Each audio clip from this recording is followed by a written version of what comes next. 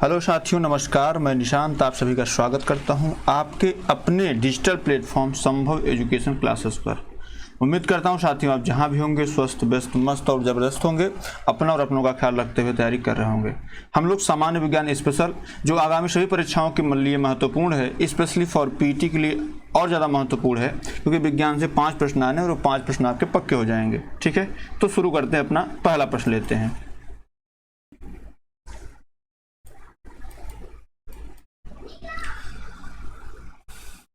पहला प्रश्न है, आयोडीन की कमी आम तौर पर मिर रहने वाले लोगों में होती है। भैया कहाँ रहने वाले लोगों में होती है आमतौर पर आयोडीन कमी?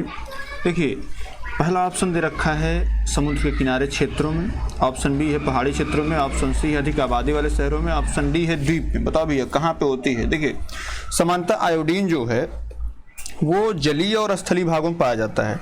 तो आपका ये ऑप्शन तो ऐसे गलत हो गया। जो जलीय स्थलीय भाग हैं वहाँ पे तो ये हो ही नहीं सकता, है ना। मतलब यहाँ समुद्री किनारे भी और आपके यहाँ भी नहीं हो सकता। ठीक है, द्वीप है यहाँ भी नहीं हो सकता। पहाड़ी क्षेत्रों में रहने वाले लोगों में बेसिकली जो है आयोडीन की कमी पाई जाती है। कहाँ पे? पहाड़ी क्षेत्र में जो रह रहे हैं वहाँ पे आयोडीन कमी पाई जाती है। उल्लेखनीय है कि पहाड़ी क्षेत्रों में बाढ़ के कारण मिट्टी का कटाव होता है, जिससे मिट्टी के साथ आयोडीन भी बह जाता है, जिसके कारण इन स्थानों में रहने वाले ग्रामीणों में आयोडीन की कमी से समस्याएं हो जाती है। बात क्लियर है? तो इसमें आप ऑप्शन नंबर बी टिक कर लीजिए। चलिए आगे लेते हैं। अगला प्रश्न क्या है, इनमें से कौन सा आनुवंशिक रोग है?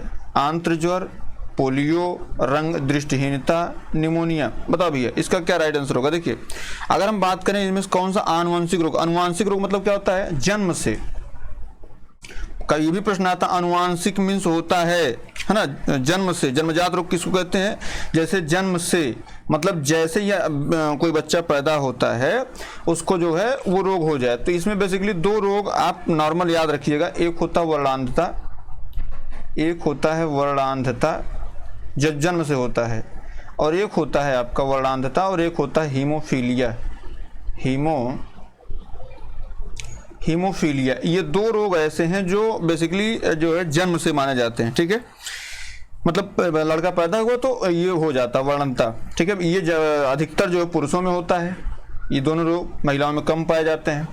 तो आप आनुवंशिक रोग किसको मानेंगे? रंग दृष्टिहीनता, ऑप्शन नंबर सी जो इसका है वो राइट आंसर हो जाएगा। ठीक है, इसमें रंगों में विभेद करने की क्षमता जो होती है वो कम हो जाती है, और रंगों को पहचानने के लिए 3 कोण के प्रकार होते हैं, जैसे लाल रंग, हरा रंग और नीला रंग। अगर जन्म के समय इन तीनों में से किसी एक प्रकार के कोण की कमी की गई तो रंगों को पहचानने में दिक्कत होती है।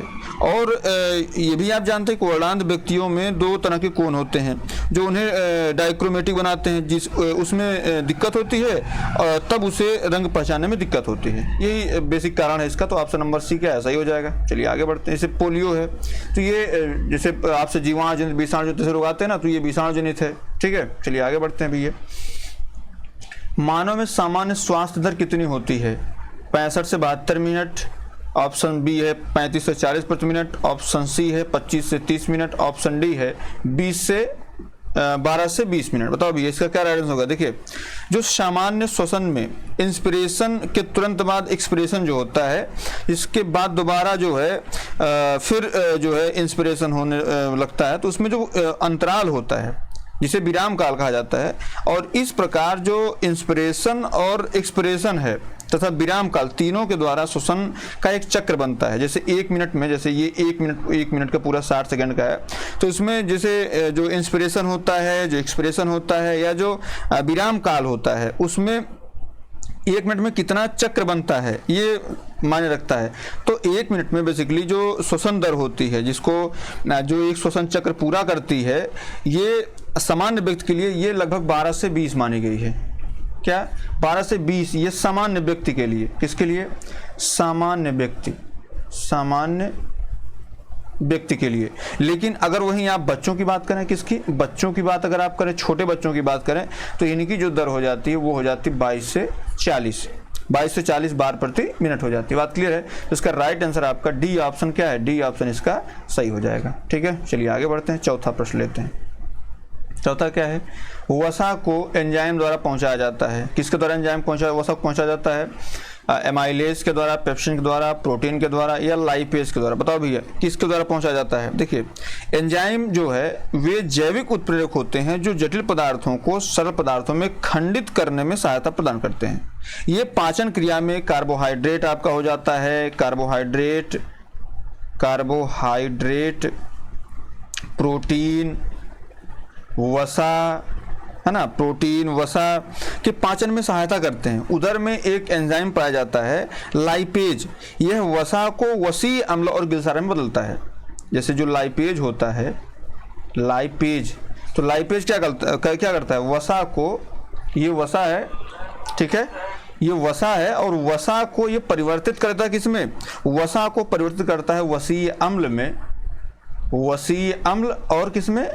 वसीय अम्ल और गिल्सराल में, वसीय अम्ल और गिल्सराल में परिवर्तित कर देता है। ठीक है, अब इसी में जैसे और आगे एक रेनिन एंजाइम पाया जाता है। रेनिन एंजाइम जो है दूध की घुलनशीलता, घुलनशील प्रोटीन केसिन को अघुलनशील प्रोटीन कैल्शियम पेरिकैल्सिनेट में बदल देता है। एमाइलेज एंजाइम जो है ये भोजन के कार्बोहाइड्रेट को माल्टोज में बदल देता है। ठीक है, तो बेसिकली आप जो है इसका राइट आंसर जो हो जाएगा इस प्रश्न का, चौथे प्रश्न का, वो हो जाएगा आपका लाइपेज। इसका राइट आंसर का अगर लाइपेज हो जाएगा। बात क्लियर है?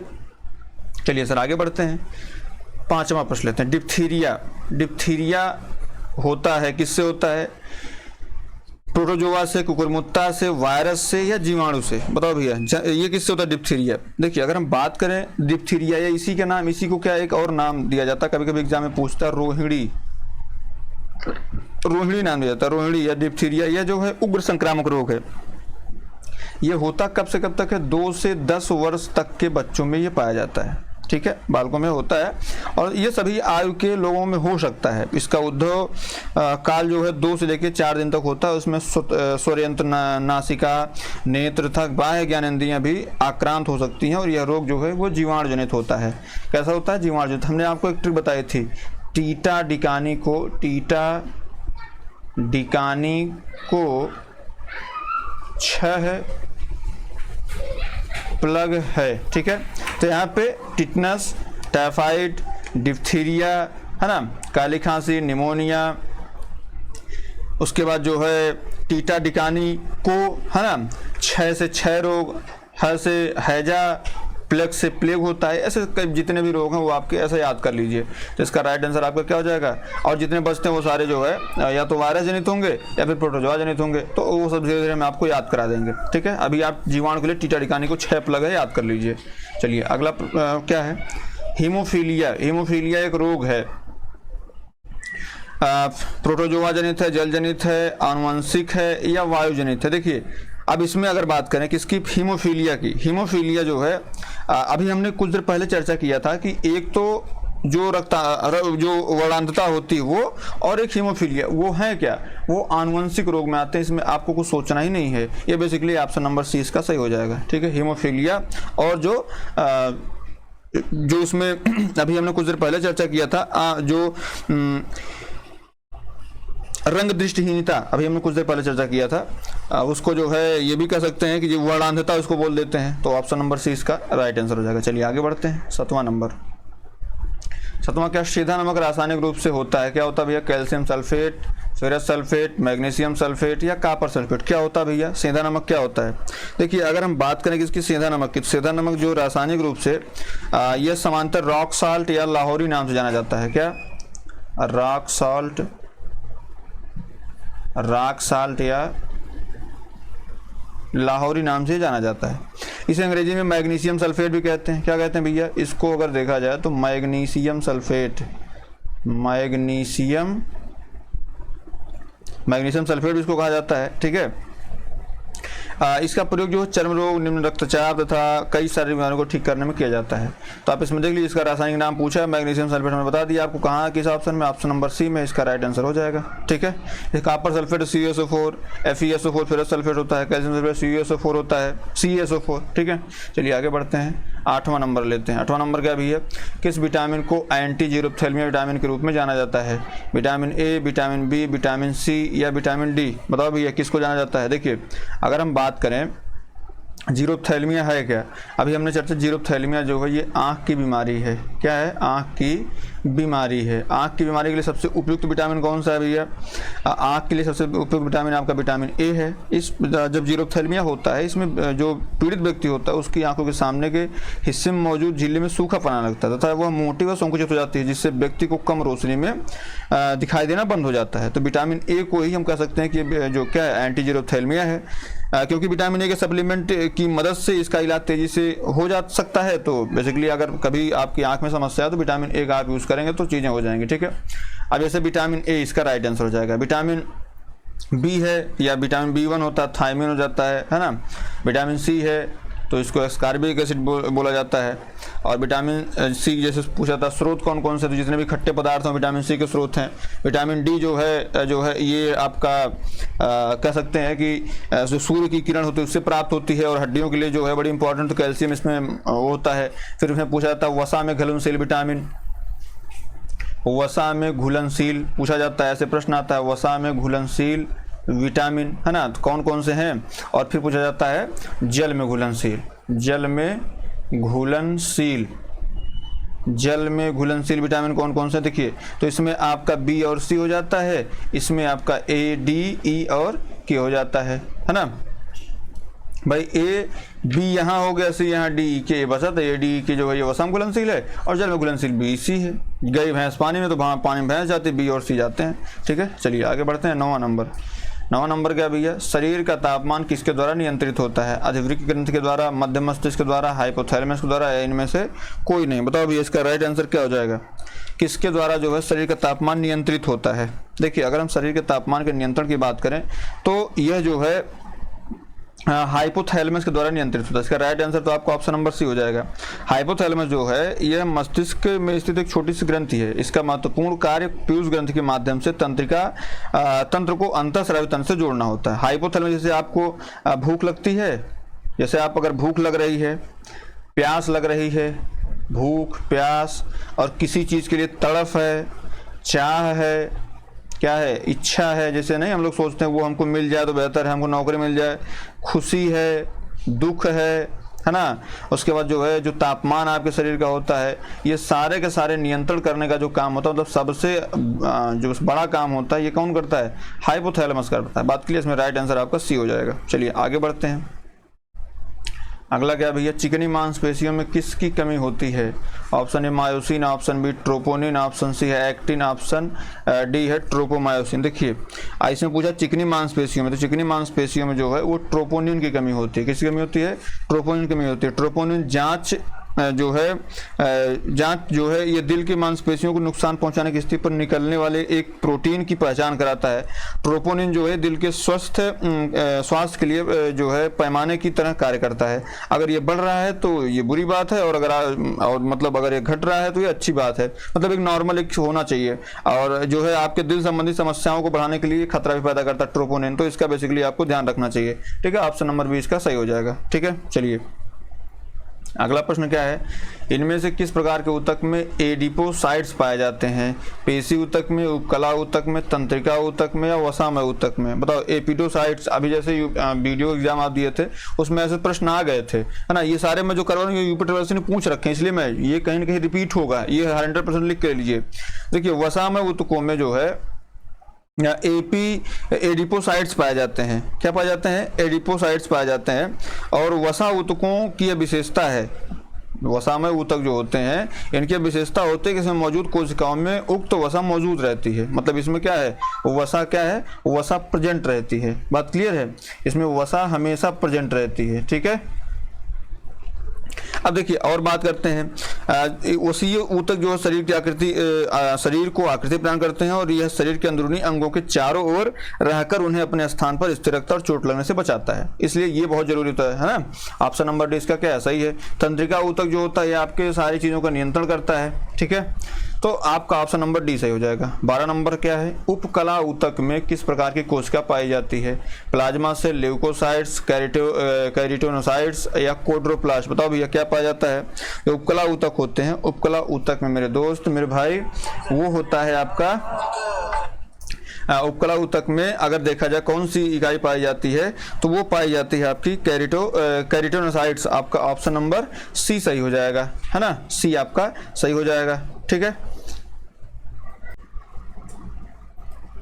अगला प्रश्न लेते हैं 13 नंबर।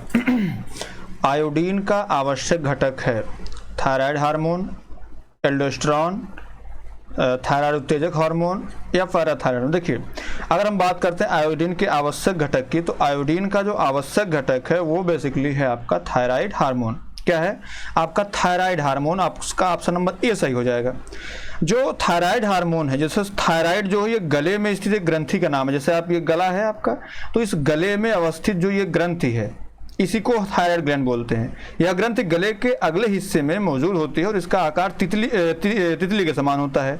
यह बॉडी के कई तरह के मेटाबॉलिक के प्रोसेस को कंट्रोल करने का काम करता है। थायराइड में किसी प्रकार के विकार से घेघा, जैसे आप देखते होंगे घेघा बीमारी जो यहाँ पे होती है वो बेसिकली थायराइड हार्मोन्स की वजह से ही होती है। ठीक है, तो अगर घेघा जैसी बीमारी मतलब गले में कोई प्रॉब्लम आती है थायराइड हार्मोन की वजह से होती है, इसमें ऑप्शन नंबर जो है आपका ए सही हो जाएगा। आयोडीन का आवश्यक घटक आपका option number A thyroid hormone सही हो जाएगा। ठीक है, चलिए सर आगे बढ़ते हैं। 14 नंबर क्या, शुक्राणु और अंडाणु का निषेचन इनमें से किस में होता है? गर्भाशय में होता है, मूत्रवाहिनी में होता है, अंडाशय में होता है या गर्भाशय में होता है? बताइए शुक्राणु और अंडाणु का निषेचन कहाँ पे होता है? देखिए शुक्राणु और अंडाणु का जो निषेचन होता है, अब अंडाशय में तो अंडाशय में अंडा का निर्माण होता है, मूत्रवाहिनी में होगा नहीं, गर्भाशय नाल में नहीं होता, बल्कि किस में होता है? गर्भाशय में होता है। ऑप्शन नंबर डी इसका सही है। शुक्राणु द्वारा जो है देखिए गर्भाशय और गर्भाशय नाल दो चीज, इसमें क्या पूछा शुक्राणु का निषेचन किस में होता है, तो निषेचन की प्रक्रिया तो नाल में होगी, इसमें ऑप्शन डी नहीं बल्कि ऑप्शन नंबर ए सही होगा। ठीक है, शुक्राणु तथा अंडाणु का निषेचन गर्भाशय नाल, इसको हम क्या बोलते हैं? फिलोपियन ट्यूब बोलते हैं।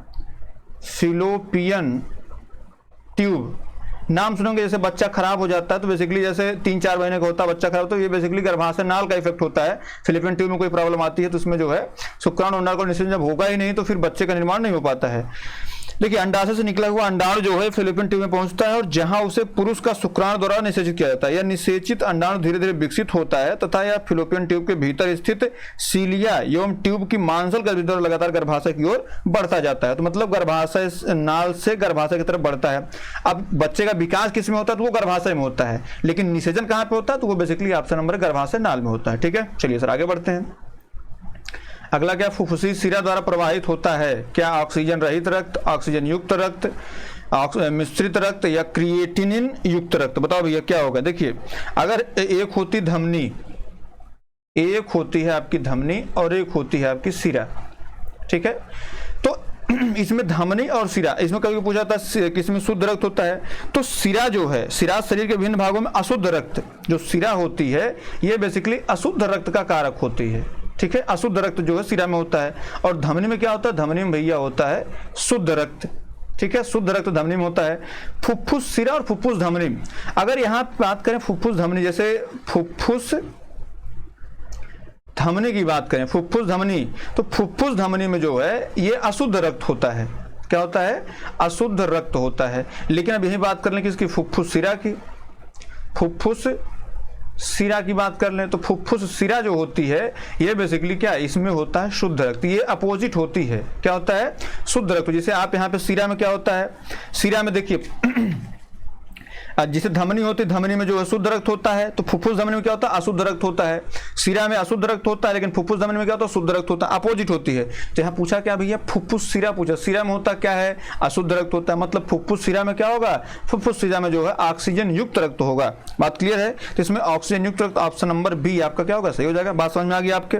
ठीक है, चलिए सर आगे बढ़ते हैं। 16 नंबर प्रश्न लेते हैं। 16 नंबर में क्या है?